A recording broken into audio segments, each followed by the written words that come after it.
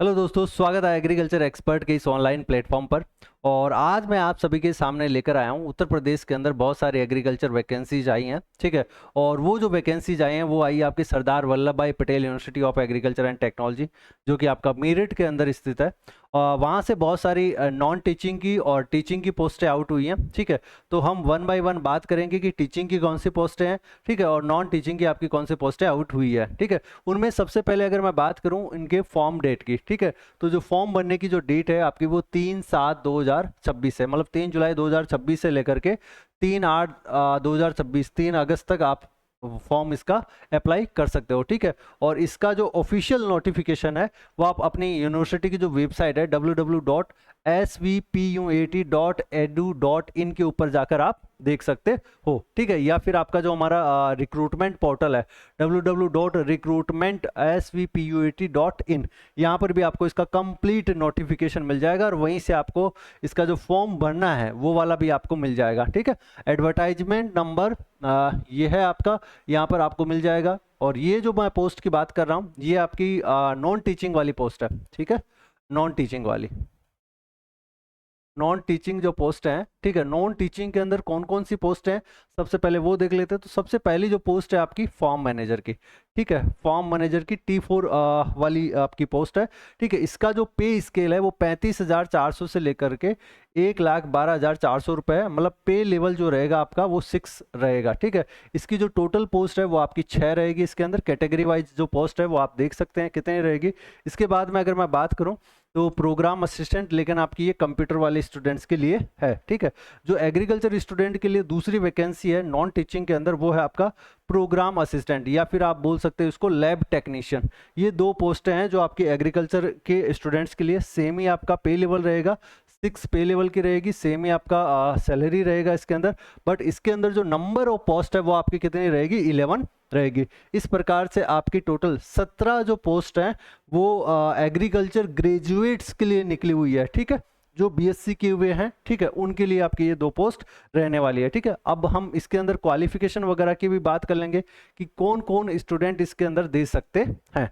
ठीक है। तो असेंशियल क्वालिफिकेशन की अगर मैं बात करूं, फार्म मैनेजर और जो आपका प्रोग्राम असिस्टेंट था या फिर लैब टेक्नीशियन था उनके लिए, तो फार्म मैनेजर के लिए आपका बैचलर डिग्री इन एग्रीकल्चर और any other branch of science, social science relevant to the agriculture और equivalent qualification from a recognized university, ये वाले कैंडिडेट जो हैं वो इस फार्म मैनेजर की वैकेंसी को फिल कर सकते हैं। उसके बाद में अगर अपन दूसरी पोस्ट जो एग्रीकल्चर वाले स्टूडेंट्स के लिए है वो है प्रोग्राम असिस्टेंट की, या फिर आप बोल सकते हो लैब टेक्नीशियन की। ठीक है। इसके अंदर भी आपका सेम ही रहेगा, बीएससी आपकी एग्रीकल्चर या फिर उससे इक्विवेलेंट कोई भी सब्जेक्ट जिसके अंदर आपका एग्रीकल्चर हो, ठीक है, वो कैंडिडेट इस फॉर्म को फिल कर सकते हैं। जैसे कि आपका हॉर्टिकल्चर वगैरह हो गया, ठीक है, वो सारे स्टूडेंट इसको फॉर्म को फिल कर सकते हैं। तो ये हमारी असेंशियल क्वालिफिकेशन रहेगी। उसके बाद में हम बात करते हैं, इसके बाद में आ जाएगा आपका फॉर्म का फीस। ठीक है। फॉर्म आप कब भर सकते हो वो भी मैंने आपको बता दिया। ठीक है। 3 अगस्त 2026 ये आपकी लास्ट डेट है। रात के 12 बजे तक आप इस फॉर्म को भर सकते हो, उसके बाद में आपको फॉर्म नहीं भरने को मिलेगा। ठीक है। इसके बाद में अगर अपन देखें एप्लीकेशन फीस की, तो एप्लीकेशन फीस है वो आपके 1000 रुपये रहेगी। ठीक है। किसके लिए, जो यूआर के कैंडिडेट हैं, ठीक है, उनके लिए, ओबीसी के कैंडिडेट है उनके लिए, ईडब्ल्यूएस के कैंडिडेट है उनके लिए। ठीक है। ओबीसी हो गया, यूआर हो गया, ईडब्ल्यूएस हो गया, ठीक है, इन सब के लिए। और 500 रुपये है आपका एससी और एसटी और जो आपके पीडब्ल्यूडी वाले कैंडिडेट हैं उनके लिए। ठीक है। और जो फीस है अगर आपने फॉर्म भर दिया एक बार तो वो नॉन रिफंडेबल रहेगी आपकी। ठीक है। एज लिमिट भी यहाँ पर दी गई है और एज लिमिट सिर्फ स्टेट कोटा वाले स्टूडेंट को ही मिलेगी आपकी। जैसे कि आपका यूपी से अगर कोई स्टूडेंट बिलोंग करता है तो उसको सिर्फ एज लिमिट मिलेगी। ठीक है। वो आपकी जो एज पर नॉर्म्स है उनके हिसाब से। ठीक है। रिलैक्सेशन की मैंने बात करी है। और मिनिमम एज की अगर मैं बात करूं तो 18 साल है। ठीक है। एज पर जो कि नॉर्मल यूनिवर्सिटीज के अंदर होता है। ठीक है। और मैक्सिमम आपकी 40 साल है। Minimum 18, maximum 40। रिलैक्सेशन की मैंने आपको बता दिया कि जो स्टेट का जो नॉर्म्स होते हैं उनके अकॉर्डिंग आपकी चलेगी। ठीक है। सिलेक्शन प्रोसीजर की अगर अपन बात करें तो आपका दो बेसिस के ऊपर आपका इसका सिलेक्शन होने वाला है, ठीक है। पहला क्या है, एक तो आपका इसके अंदर एकेडमिक स्कोर बनेगा, ठीक है। एकेडमिक स्कोर आपका बनेगा, मतलब एकेडमिक स्कोर का मतलब ये हो गया कि आपका 10th का मार्क जुड़ेगा, 12th का मार्क जुड़ेगा और आपका बीएससी का मार्क्स जुड़ेगा। मतलब जो आपकी परसेंटेज है ना, वो आज यहाँ पर आपकी काम आएगी कि आपने कितनी मेहनत करी हुई है 10th 12th और बीएससी के अंदर, ठीक है। उसके साथ साथ में ही आपका क्या होगा, एग्जामिनेशन स्कोर भी जुड़ेगा, मतलब आपका एक एग्जाम भी करवाया जाएगा, स्किल टेस्ट भी आपका करवाया जाएगा, ठीक है। तो ये दोनों चीजें आपकी रहेगी हमारी पोस्ट के लिए, जो दो पोस्ट हमारी निकली हुई है, ठीक है। उसके बाद में देख लेते हैं क्या पैटर्न है एक बार, ठीक है। यहाँ पर भी ये जनरल इंस्ट्रक्शंस है, वो आप पढ़ लेना। आफ्टर देन ये भी कुछ इंस्ट्रक्शंस है। चलो ये चलते हैं आगे और आ जाओ। अब बात करते हैं हमारे स्कोर कार्ड की, किस तरीके से आपका स्कोर कार्ड बनेगा इस वैकेंसी के लिए। तो फार्म मैनेजर की अगर सबसे पहले अपन बात करें तो फार्म मैनेजर की वैकेंसी के अंदर आपको 0.15 मतलब 0.15 से आपको मल्टीप्लाई कर देना है आपकी जो 10th के अंदर जितना भी परसेंटेज बना था। सपोज करिए आपकी 10th के अंदर 70% बना हुआ है, 70% को आप 0.15 से मल्टीप्लाई कर दीजिए, फिर आपका जो टोटल नंबर आ रहा है वो आप जोड़ लीजिए कि कितना आपका नंबर आ रहा है। इसी प्रकार से आपका इंटरमीडिएट जो आपका 12th होगा, ठीक है, उसको आप 0.2 से मल्टीप्लाई कर दीजिएगा, ठीक है। फिर इसके बाद में आपका जो बैचलर डिग्री है, ठीक है, बीएससी है, बीएससी को आप 0.3 से मल्टीप्लाई कर दीजिएगा और जो टोटल मार्क्स आपका बनेगा उसको आप जोड़ लीजिएगा। इन तीनों का समअप जो है वो आपका इससे आसपास आएगा, 65 से कम रहेगा, क्योंकि 100 में से 100 तो किसी बच्चे का आया नहीं होगा, ठीक है। तो 65 जो आपका मार्क्स से कम रहेगा, इस मतलब टोटल मैक्सिमम मार्क्स आपके कितने मिल रहे हैं, हमें 100 मार्क्स मिल रहे हैं, ठीक है। तो यहाँ तक आ जाएगा। फिर उसके बाद में दूसरा आपको क्या और मिलेगा, जो स्पोर्ट कोटा वाले स्टूडेंट है उनको यहाँ पर फायदा मिलेगा, एनसीसी वाले को या एनएसएस वाले को, ठीक है, उनको भी नंबर मिलेगा। मैक्सिमम नंबर कितने जोड़े गए इस चीज के, आपके 5 नंबर आपको मिलेंगे, ठीक है। इस प्रकार से टोटल 70 मार्क्स तो इन दोनों चीजों के आपके हो जाएंगे, ठीक है। टोटल 70 मार्क्स आपके हो जाएंगे। इसके बाद में फिर दूसरा आपका रिटर्न एग्जाम, ठीक है। जो ये रिटर्न एग्जाम होगा वो आपका 2 घंटे का होगा, ठीक है, और मैक्सिमम मार्क्स कितने रहेंगे आपके, 230 मार्क्स इसके अंदर रहने वाले हैं, ठीक है। और इसके अंदर क्या क्या आपका आने वाला है, तो सबसे पहले तो आपका सब्जेक्ट मैटर, मतलब आपका जो एग्रीकल्चर है, ठीक है, वो पूछा जाएगा। वो कितने नंबर का होगा, आपका 50 क्वेश्चन होंगे और 100 नंबर का होगा, मतलब एक क्वेश्चन आपका 2 नंबर का होगा इसके अंदर, ठीक है। आगे बात करें जनरल नॉलेज और रीजनिंग, ठीक है, तो जीके जीएस और रीजनिंग वगैरह आएगी, तो वो कितने क्वेश्चन आएंगे, उसके 40 क्वेश्चन आएंगे 80 नंबर के, मतलब एक क्वेश्चन आपका 2 नंबर का इसके अंदर आएगा। ऐसे आपका लैंग्वेज का क्वेश्चन आएगा तो 25 क्वेश्चन 50 नंबर हो जाएगा। ऐसे करके टोटल हमारे पास में कितने मार्क्स का हो जाता है पेपर, 230 मार्क्स का हो जाता है, ठीक है। तो एक क्वेश्चन आपका 2 नंबर का होगा और जो आपकी नेगेटिव मार्किंग होगी वो कितनी होगी आपकी 0.5, मतलब 1/4 आपकी क्या हो जाएगी, नेगेटिव मार्किंग है यहाँ पर, ठीक है। तो ये सारी चीजें आपको देखने को मिलेगी। सिलेबस आपका देखो इसके अंदर दे रखा है आपका, इसी नोटिफिकेशन के साथ में आपको सिलेबस में मिल जाएगा। अलग से चाहिए तो आपको हम भेज देंगे, आप टेलीग्राम चैनल से डाउनलोड कर लेना, ठीक है। तो ये मोटी मोटी बात होगी आपकी फार्म मैनेजर की, ठीक है। अब फार्म मैनेजर के अंदर इतना ही, सेम टू सेम प्रोसीजर जो आपका लैब टेक्नीशियन के लिए आपका अपनाया जाएगा, क्योंकि सेम ही वैकेंसी है, ठीक है, मतलब सेम ही टाइप का आपका पे लेवल है, सारी चीजें हैं, तो सेम टाइप का ही आपका पैटर्न वगैरह देखने को मिलेगा। फिर भी एक बार हम देख लेते हैं, ठीक है। ये लैब टेक्नीशियन की वैकेंसी आ गई, वही 0.15 से आपका मल्टीप्लाई करना है, इससे मल्टीप्लाई करना, 65 नंबर उसका जुड़ जाएगा, 5 नंबर इसका जुड़ जाएगा, ठीक है। वही आपका सब्जेक्ट मैटर होगा, जनरल नॉलेज होगा, लैंग्वेज होगा, इस तरीके से 230 नंबर का ये हो जाएगा, ठीक है। इस तरीके से आपका पूरा कंप्लीट जुड़ जाएगा, ठीक है। और टोटल पेपर जो हो जाएगा फिर आपका, ठीक है, तो 70 नंबर के वो जुड़ जाएंगे और 230 नंबर के ये हो जाएंगे। टोटल नंबर कितने हो जाएंगे आपका 300, तो 300 में से आपका जो आउट ऑफ कट ऑफ आएगी उसके बेसिस पर आपका सिलेक्शन होगा, ठीक है। The from this merit list the candidate will B short listed for the document verification in the ratio of 10 times, मतलब जितने शॉर्ट लिस्ट करेंगे 10 टाइम 10 गुना बच्चों को बुलाएंगे, ठीक है, for 1 post, followed by the 5 times for each additional post, ठीक है। चलो आगे आ जाओ। अब इसके अंदर और क्या है, ये आपकी नॉर्मल अदर वैकेंसीज के बारे में है, ठीक है। हाँ, अब बात करते हैं सिलेबस की, ठीक है। तो मोटा मोटा एक बार सिलेबस देखते हैं। तो फार्म मैनेजर का अपन सिलेबस देख लेते हैं सबसे पहले, तो ठीक है। तो अगर मैं बात करूँ सामान्य ज्ञान की, तो सामान्य ज्ञान के अंदर आपका क्या क्या आ जाएगा, देखो इंडियन हिस्ट्री आ जाएगी, ठीक है, इंडियन नेशनल मूवमेंट आ जाएंगे, इंडिया का आपका ज्योग्राफी आ जाएगा, ठीक है, ये सारी चीज़ें रहेगी। दूसरा आपका क्या रहेगा, इंडियन इकोनॉमी आ जाएगा, आपका जो इंडियन कॉन्स्टिट्यूशन है वो आ जाएगा, जनरल साइंस आ जाएगा, अर्थमेटिक एलिमेंट्री अर्थमेटिक्स आ जाएगी, ठीक है, ये सारी चीज़ें आ जाएगी। आपका जो जनरली आती ही आती है, ठीक है। समसामयिकी आ जाएगा, जनरल अवेयरनेस आ जाएगा, ये जो लैंग्वेज की बात हुई थी, ठीक है, तो उसके अंदर आपका सामान्य हिंदी आ जाएगा और सामान्य अंग्रेजी आ जाएगा। इसी के साथ में अपना जो सब्जेक्ट वाला था तो वो सब्जेक्ट की सारी चीज़ें आ जाएगी। अगर कॉमर्स वाली वैकेंसी थी तो कॉमर्स से संबंधित, एग्रीकल्चर से संबंधित था तो एग्रीकल्चर वाला, और कला से संबंधित तो कला से संबंधित चीज़ें इसके अंदर पूछी जाएगी, ठीक है। तो यही सारी चीज़ें इसके अंदर आपकी रहने वाली है। ओके, तो ये हो गई हमारी नॉन टीचिंग पोस्ट के बारे में जानकारी। अब हम बात करते हैं दूसरी पोस्ट जो कि एग्रीकल्चर डिपार्टमेंट के द्वारा यहीं से निकाली गई है, ठीक है। सब्जेक्ट मैटर स्पेशलिस्ट की वैकेंसी, ठीक है, सरदार वल्लभ भाई पटेल यूनिवर्सिटी के द्वारा ही निकली है, ठीक है। ये आपका इसका जो एडवर्टाइजमेंट नंबर है, ठीक है, वही सेम डेट है फॉर्म भरने की, 3/7/2026 से लेकर 3/8/2026 तक आप इसका फॉर्म भर सकते हो। ये हमारी ऑफिशियल वेबसाइट है, यहाँ से आप पोर्टल से आप नोटिफिकेशन को भी डाउनलोड कर सकते हो, फॉर्म भी इसका डाउनलोड कर सकते हो, ठीक है।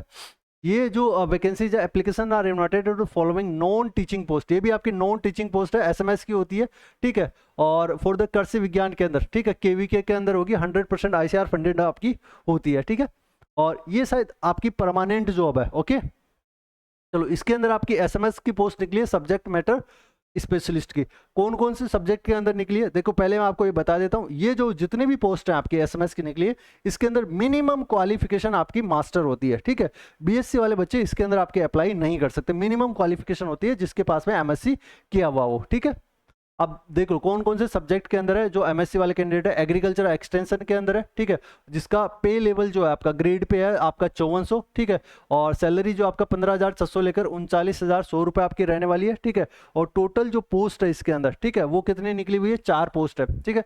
इसी प्रकार से सब्जेक्ट मैटर स्पेशलिस्ट की एग्रोनॉमी की पोस्ट निकली हुई है, एग्रोनॉमी की टोटल 4 पोस्ट है, हॉर्टिकल्चर की आपकी 5 पोस्ट है, प्लांट प्रोटेक्शन की आपकी 4 पोस्ट है, फिशरीज की आपकी 2 पोस्ट है, और लाइव स्टॉक एलपीएम की आपकी 5 पोस्ट है, होम साइंस की आपकी 3 पोस्ट है, सॉइल साइंस की आपकी 3 पोस्ट है, और प्लांट ब्रीडिंग की आपकी 1 पोस्ट है, ठीक है। इस प्रकार से टोटल जो आपकी पोस्ट है वो 31 पोस्ट है एसएमएस की, ठीक है। कैटेगरी वाइज आपका डिस्ट्रीब्यूशन आपका दे रखा है, ये आप देख सकते हैं अपने हिसाब से, ठीक है। और अगर मैं इसकी क्वालिफिकेशन की बात करूं, ठीक है, तो असेंशियल और डिजायरेबल क्वालिफिकेशन की बात करूं, जैसे एग्रीकल्चर एक्सटेंशन है, ठीक है, तो एग्रीकल्चर एक्सटेंशन या इससे रिलेटेड स्ट्रीम के अंदर आपके पास में मिनिमम क्या होना चाहिए, मास्टर होना चाहिए, master degree in the agriculture extension and communication, agriculture extension and education और इसके इक्विवेलेंट, ठीक है। और डिजायरेबल कौन कैंडिडेट होंगे, जो कंप्यूटर के अंदर अपनी दक्षता रखते हैं, कंप्यूटर चलाना जिसको बहुत अच्छे से आता है, डाटा को मैनेज करना बहुत अच्छे से आता है, वो कैंडिडेट को यहाँ पर प्रेफरेंस दी जाएगी, ठीक है। तो ये सारी चीज़ें आपकी प्रेफरेंस वाली है, और मिनिमम आपका मास्टर डिग्री होना चाहिए। इसके अंदर जरूरी नहीं है आपको कि आपका नेट हो, ठीक है, नेट और पीएचडी, ठीक है, दोनों की दोनों चीजें आपकी जरूरी नहीं है, ठीक है। एसेंशियल क्वालिफिकेशन के अंदर ये नहीं है, एसएमएस के अंदर नहीं है, एसएमएस के अंदर सिर्फ आपकी एमएससी है, ठीक है। ऐसे सभी सब्जेक्ट के अंदर हो जाएगा। एग्रोनॉमी के अंदर आपका एमएससी है, इससे रिलेटेड इक्विवेलेंट कोई भी सब्जेक्ट है उसके अंदर आपका एमएससी है तो आप एलिजिबल है। ऐसे हॉर्टिकल्चर के अंदर हो जाएगा, प्लांट प्रोटेक्शन के अंदर हो जाएगा, फिशरीज और लाइव स्टॉक और सोयल साइंस के अंदर हो जाएगा, ठीक है। तो इस प्रकार से आपकी ये टोटल पोस्टें निकली हुई है। अब दूसरा हम बात कर लेते हैं, इसके अंदर स्कोर कार्ड बनेगा आपका टोटल, इसका जो सिलेक्शन प्रोसीजर है वो क्या है आपका, ये देख लो आप। इसके अंदर आपका बनेगा स्कोर कार्ड, ठीक है। इसके अंदर क्या रहेगा हमारा स्कोर कार्ड। स्कोर कार्ड के अंदर क्या होता है, देखो वहां पर आपका जो बीएससी वाला था उसके अंदर आपकी बीएससी मैक्सिमम क्वालिफिकेशन थी, बीएससी वाला कैंडिडेट फॉर्म भर सकता है। यहाँ एमएससी है तो स्कोर कार्ड आपका ऊपर तक जाएगा, ठीक है, 10, 12 बीएससी एमएससी सारा जाएगा पीएचडी तक आपका, ठीक है। देखो हाई स्कूल के अंदर मार्क्स है अगर आपके, ठीक है, उन मार्क्स को आप मल्टीप्लाई करोगे कितने से, 0.05 से, ठीक है, और परसेंटेज से मल्टीप्लाई कर दो, मैक्सिमम मार्क्स आपका कितना जाएगा, 5% के आसपास रहेगा। इसी प्रकार से आप इंटरमीडिएट को 0.10 से, ग्रेजुएशन को 0.15 से, पोस्ट ग्रेजुएशन को 0.20 से, ठीक है, टोटल आप सारे जोड़ लीजिए, इतने आपके मार्क्स रहेंगे, ठीक है। फिर दूसरा ये हो गया आपका यहाँ 20 तक जो है आपका, ठीक है, 20, 30 और 40 और 50 ये टोटल जो है आपके परसेंटेज वाले, ठीक है, अपने एकेडमिक वाले, ये आपका 50 नंबर का रहेगा, टोटल 50 नंबर का, ठीक है। आप यहाँ पर जोड़ लीजिए 20, 30 और 20, 50 हो गए, ठीक है। उसके बाद में जो पब्लिकेशन है आपके, ठीक है, उसका आपका 10 मार्क्स है। पब्लिकेशन जो भी आपने कोई रिसर्च पेपर पब्लिश किया है, जो भी आपने कोई रिव्यू पेपर पब्लिश किया है, आर्टिकल पब्लिश किया है, वो सारी चीज़ें इसके अंदर आ जाती है आपकी, ठीक है। तो ये आपके रिसर्च पेपर वगैरह के या रिव्यू पेपर वगैरह के लिए आपके हैं, ठीक है, 10 नंबर, ठीक है। इसके अंदर बहुत सारी चीज़ें आ गई आपकी, जहां पर भी पब्लिश हुए हैं, ठीक है। उसका नास रेटिंग भी मैटर करता है, ठीक है। अगर नास रेटिंग आपका 6 से अबव है तो आपको इतना नंबर मिलेगा, 1 नंबर मिलेगा, ठीक है। और अगर 2 नंबर मिलेगा अगर नास रेटिंग अगर आपका 6 से ऊपर है रिसर्च पेपर का, ठीक है। और 1 मार्क मिलेगा आपका रिव्यू पेपर का। ऐसे अगर आपका आता है नास रेटिंग 4 से 6 के बीच में, ठीक है, तो उनको मिलेगा आपका 1 नंबर। ये आप देख सकते हैं, सारी चीज़ें आपकी डिटेल में यहाँ से लिखी हुई है। किसी ने आपका मैनुअल पब्लिश किया है, मैगजीन के अंदर कोई बुक मैनुअल, बुक चैप्टर वगैरह, ये सारी चीज़ें अगर आपकी है तो वो कैंडिडेट यहाँ पर अपने नंबर जोड़ सकते हैं। मैक्सिमम नंबर जो इस पोर्शन का मिलेगा वो 3 नंबर मिलेगा, ऊपर वाले पेपर वगैरह का मिलेगा 4 नंबर मिलेगा, ठीक है, इसका। और इस वाले का आपको मैक्सिमम 6 नंबर मिल सकता है। टोटल कितना ही हो जाए आपके पास में 20 नंबर का हो जाए, लेकिन मैक्सिमम नंबर आपको जो मिलेगा ना वो 10 ही मिलेगा यहाँ पर, ठीक है। इसके बाद में अगर अपन बात करें, बी वाला पोर्शन हो गया कंप्लीट, ठीक है। सी वाला, कोई अवार्ड वगैरह आपको मिला हुआ है, कोई एक्सपीरियंस वगैरह है तो उसके भी आपके नंबर रहेंगे, 10 नंबर रहेंगे, ठीक है। इसके साथ साथ में फिर ये सारी चीज़ें जिस किस किस का आपको नंबर मिल सकता है वो सारी चीज़ें आपकी यहाँ पर मेंशन है, ठीक है। और भी अगर आपको कोई पेटेंट वगैरह है, कोई प्रोटोटाइप है आपका, कोई जेनेटिक स्टॉक है, वेराइटी आपने डेवलप करी है, ठीक है, तो उसका भी आपका 1 नंबर है, ठीक है। तो ये सारी चीज़ों के नंबर आप स्कोर कार्ड देख सकते हो, ये सारी चीज़ों के नंबर आपके यहाँ पर जुड़ेंगे, ठीक है। एनसीसी का सर्टिफिकेट वगैरह सबके नंबर आपके दे रखे हैं। ऐसे मिला करके आपके टोटल जो नंबर होंगे ना वो कितने होंगे, 70 नंबर होंगे। टोटल कितने नंबर हो जाएंगे आपके, 70 नंबर हो जाएंगे। फिर उसके बाद में इन 70 नंबर के बाद में आपको शॉर्टलिस्ट किया जाएगा, ठीक है। उसके बाद में आपका एक पावर पॉइंट प्रेजेंटेशन होगा। क्या होगा आपका पावर पॉइंट, आपको एक टॉपिक दिया जाएगा, ठीक है। और जब आप शॉर्ट लिस्टेड हो जाओगे वेरीफाई होने के बाद में, ठीक है, आपको एक टॉपिक दिया जाएगा, उसके ऊपर आपको एक पावर पॉइंट प्रेजेंटेशन बनानी है और उसको प्रेजेंट करना है, वही जो कमेटी वगैरह होगी उनके सामने आपको प्रेजेंट करना है। और फिर वो आपको मार्क्स देंगे यहाँ पर 10 नंबर के हिसाब से, 10 में से आपको कितने भी दें। फिर उसके बाद में आपका एक इंटरव्यू होगा, ठीक है। इंटरव्यू के अंदर आपका 20 नंबर का रहेगा, ठीक है। और फिर टोटल चारों चीज़ों को मिला करके 100 नंबर आपका बनता है, ठीक है। और जो ऊपर वाली चीज़ें हैं, ठीक है, जो आपका स्कोर कार्ड बनाता है यहाँ तक इंटरव्यू और इससे पहले तक, ठीक है, ये वाला जो 70 नंबर वाला जो पोर्शन था, इस 70 नंबर वाले पोर्शन के अंदर अगर आपको जाना है अगले वाले इंटरव्यू तक, ठीक है, तो मिनिमम आपको कितना परसेंटेज मार्क्स लाना होगा, 50% मार्क्स आपको लेकर आना होगा जनरल कैटेगरी वाले स्टूडेंट को और ओबीसी जनरल और ओबीसी कैटेगरी के स्टूडेंट को, और 45% आपको लाना पड़ेगा एससी एसटी और पीडब्ल्यूडी कैंडिडेट को, ठीक है। ये मिनिमम मार्क्स है, तभी आप आगे वाली प्रोसेस के अंदर जाओगे। अगर आपका इतना स्कोर कार्ड नहीं बन रहा है तो आप आगे वाली प्रोसेस के लिए एलिजिबल ही नहीं होंगे, ठीक है। तो ये सारी चीजें इसके अंदर रहेगी आपकी एसएमएस की पोस्ट के लिए।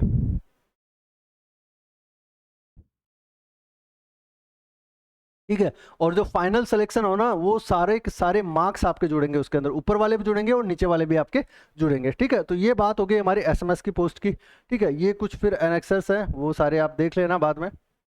इसके बाद में मैं बात कर लूँ असिस्टेंट प्रोफेसर की वैकेंसी, सेम ही यूनिवर्सिटी से निकली, ये आपकी टीचिंग की पोस्ट है, ठीक है।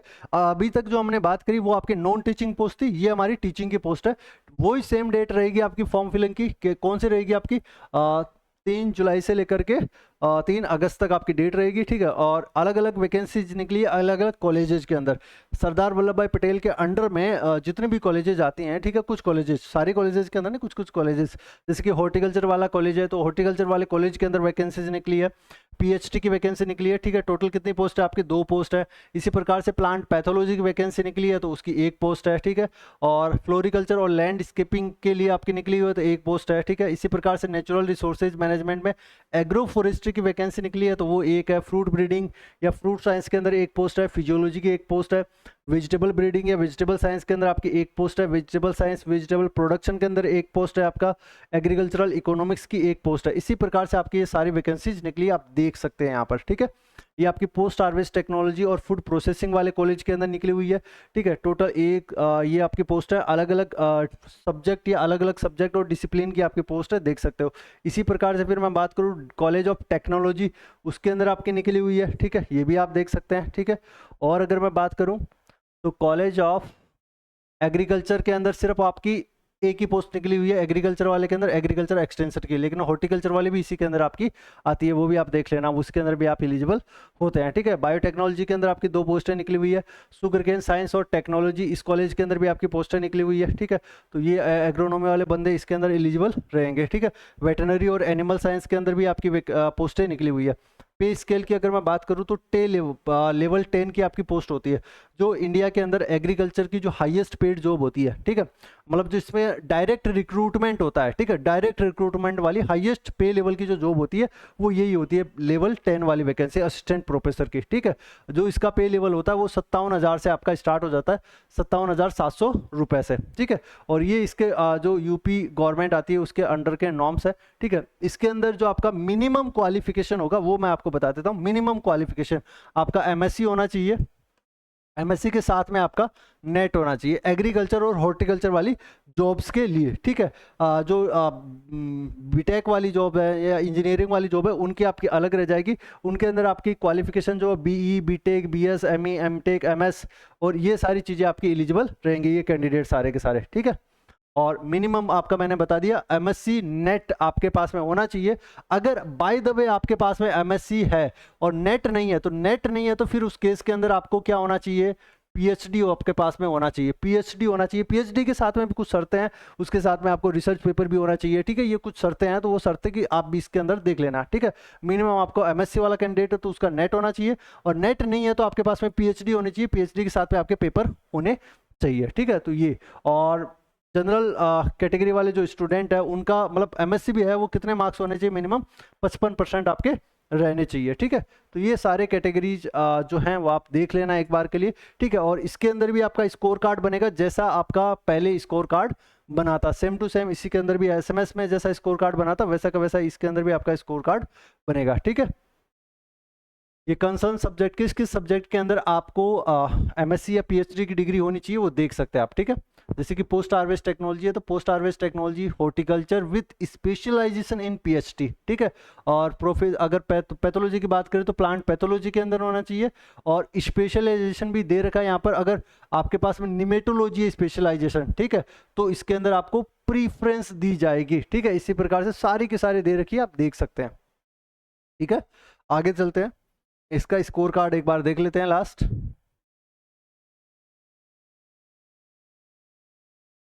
स्कोर कार्ड कहाँ रह गया भाई, ये रहा, ठीक है। इसका स्कोर कार्ड थोड़ा सा टेढ़ा होगा, ठीक है, सीधा नहीं होगा। इसके अंदर आपका एग्जाम भी है, असिस्टेंट प्रोफेसर की जॉब के अंदर आपका एग्जाम भी यहाँ पर होगा, ठीक है। फाइनल सिलेक्शन आपका उसी के बेस पर रहेगा, ये सारी चीज़ें भी रहेगी, ठीक है। ये शॉर्टलिस्ट करने के लिए रहेगी आपकी कैंडिडेट्स वगैरह को, ठीक है। इसके अंदर देखो ग्रेजुएशन के वैसे ही आपके मार्क्स होंगे, अगर आपके 80% से ज़्यादा है ग्रेजुएशन के अंदर, ठीक है, 80% से, यहाँ पर 10th और 12th को नहीं जोड़ा गया है, ठीक है, यहाँ पर सीधा ग्रेजुएशन को जोड़ा गया है। 80% से ज़्यादा है तो आपको 15 नंबर मिलेगा, ठीक है। और 60 से 80 के बीच में है तो आपको 13 नंबर मिलेगा, और 60 से 65 के बीच में है तो आपको 10 नंबर यहाँ पर मिलेगा, ठीक है। और 45 से 55 के बीच में है तो आपको 5 नंबर यहाँ पर मिलेगा, ठीक है। और इसी प्रकार से वो आपका पोस्ट ग्रेजुएशन का रह जाएगा, ठीक है। पोस्ट ग्रेजुएशन में 80% से ज़्यादा है तो आपका 25, और 60 से 80 के बीच में तो आपका 23, और 55 से 60 के बीच में तो आपका 20 नंबर आपका मिलेगा, ठीक है। इस प्रकार से आपकी ये परसेंटेज रहेगी। एमफिल की अगर मैं बात करूं तो ये आप देख सकते हो 60% से अबव है तो आपको 7 नंबर वहां पर मिलेगा, ठीक है। अगर आपने पीएचडी करी हुई है तो पीएचडी वाले कैंडिडेट को 30 नंबर का बेनिफिट यहाँ पर मिलेगा। उसी के साथ में अगर नेट विथ जेआरएफ है, जो यूजीसी के द्वारा कंडक्ट किया जाता है उनकी बात की जाती है, नेट जेआरएफ है तो आपका 7 नंबर मिलेगा, ठीक है। आईसीआर के अंदर कोई नेट, अपने जो एग्रीकल्चर वाले कैंडिडेट होते हैं उनका आईसीआर के साथ में कोई जेआरएफ नहीं होता, वैसा वाला जेआरएफ होता है AIEEE PG वाला जो एग्जाम होता है वो जेआरएफ होता है, ठीक है। तो यहाँ पर नेट विद जेआरएफ बोला जो जनरल होता है, ठीक है, यूजीसी वगैरह के द्वारा कंडक्ट किया जाता है। नेट के साथ में अगर आपका जेआरएफ है फेलोशिप वाला, ठीक है, तो उसके भी आपको कितने मिलेंगे, 7 नंबर मिलेंगे। और अगर अपने नेट क्वालिफाई कर रखा है तो आपको 5 नंबर मिलेगा। और स्लेट या फिर SET ये वाला एग्जाम आप अगर आपने क्वालिफाई कर रखा है, ठीक है, जैसे नेट होता है वैसे सेट होता है आपका स्टेट वाला, ठीक है, उसके आपको 3 नंबर मिलेंगे। इसी प्रकार से अगर आपको रिसर्च पब्लिकेशन आपके पास में है तो टोटल उसका कितना मिलेगा, 10 मार्क्स मिलेगा, ठीक है। 2 नंबर मिलेगा एक रिसर्च पब्लिकेशन के, ठीक है, जो कि आपका यूजीसी अप्रूव्ड होना चाहिए, यूजीसी लिस्टेड होना चाहिए, या फिर आपका पीर रिव्यू जर्नल होना चाहिए, ठीक है। और अगर आपके पास में एक्सपीरियंस है, ठीक है, या फिर आपने पोस्ट डॉक्टरल कर रखी है तो उसके आपके 10 नंबर मिलेंगे, ठीक है। इसी प्रकार से और भी चीजें आपकी, और अगर आपके पास में अवार्ड्स हैं तो आपको अवार्ड्स के नंबर में मिलेंगे, टोटल 3 नंबर मिलेंगे आपके अवार्ड्स वगैरह के, ठीक है। स्टेट लेवल के अवार्ड्स हैं तो आपको 2 नंबर मिलेगा। ये सारी चीज़ों के आपके टोटल नंबर दे रखे हैं यहाँ पर। टोटल नंबर जब जुड़ जाएंगे कंप्लीट, ठीक है, तो आपका आ जाएगा 100 मार्क्स। ठीक है, कितना हो जाएगा टोटल? 100 मार्क्स। इसके साथ में फिर आपका होगा domain knowledge objective type return exam होगा। ठीक है, वो रिटर्न एग्जाम कितने नंबर का होगा भाई? 40 नंबर का होगा। ठीक है, 100 नंबर का वो हो गया और 40 नंबर का हो गया आपका रिटर्न एग्जाम। ठीक है, इस प्रकार से 140 नंबर आपके टोटल हो गए। ठीक है, एकेडमिक स्कोर हो गया 80 नंबर का, पब्लिकेशन हो गया आपके 10 नंबर के, टीचिंग एक्सपीरियंस हो गया आपका 10 नंबर का, रिटर्न एग्जाम हो गया आपका 40 नंबर का। इस प्रकार से टोटल कितने हो गए आपके? 140 नंबर हो गए। फिर शॉर्ट लिस्ट किसके बेसिस पे किया जाएगा? वो एक तो वो हो गया, ठीक है, आपको सिलेक्शन प्रोसेस का क्राइटेरिया वहां तक आपको आना ही आना है। उसके बाद में सेकंड जो प्रोसेस है ना, वो सबसे ज्यादा इंपॉर्टेंट है इसके अंदर। सेकंड प्रोसेस मोस्ट इंपॉर्टेंट है। क्या बोल रहे हैं? Short listed candidate will be called for step second for the selection process. Teaching skill test होगा, इसके बाद में आपका टीचिंग स्किल टेस्ट होगा एंड इंटरव्यू होगा। ठीक है, तो जो भी शॉर्ट लिस्टेड कैंडिडेट होंगे, ठीक है, ऊपर से 140 में से जो भी बंदे होंगे क्वालिफाई करके हम बुलाएंगे, उनको फिर हम क्या करवाएंगे? टीचिंग टेस्ट करवाएंगे, टीचिंग स्किल टेस्ट करवाएंगे, knowledge of computer working for the online class etcetera. मतलब वो प्रेजेंटेशन आपके लेंगे। ठीक है, आप ऑनलाइन क्लास पढ़ा पा रहे हैं या नहीं पढ़ा पा रहे हैं, वो सारी टेस्ट आपके करेंगे। ठीक है, और उसके मार्क्स कितने रखे हैं? 20 नंबर रखे हैं। ठीक है, और रखा है आपका इंटरव्यू। इंटरव्यू कितने का? 10 नंबर का। मतलब ये जो फाइनल 30 नंबर है ना, यही आपका सिलेक्शन यहाँ पर करवाएंगे। ठीक है, ये 30 नंबर के बेसिस के ऊपर आपका सिलेक्शन होगा।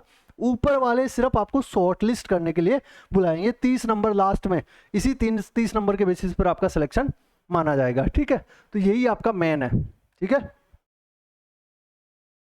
चलो ये हो गई बात हमारी मोटी मोटी इसकी। ठीक है, तो ये हमारी टोटल पोस्ट थी आपकी टीचिंग की और नॉन टीचिंग की, जो कि आपके एसयूपीटी के अंदर निकली थी। इसी के साथ साथ में कोई भी स्टूडेंट जो एग्रीकल्चर के अंदर प्रिपेयर करना चाहता है या फिर आपका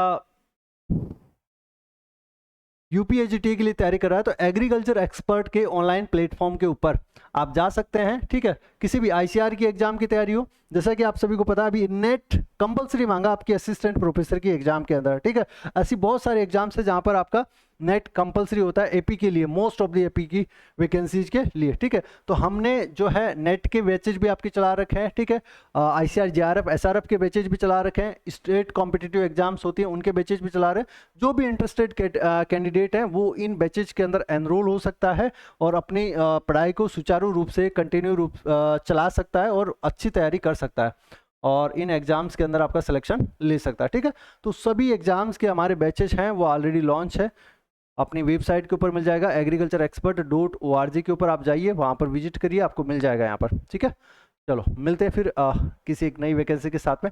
thanks to all of you.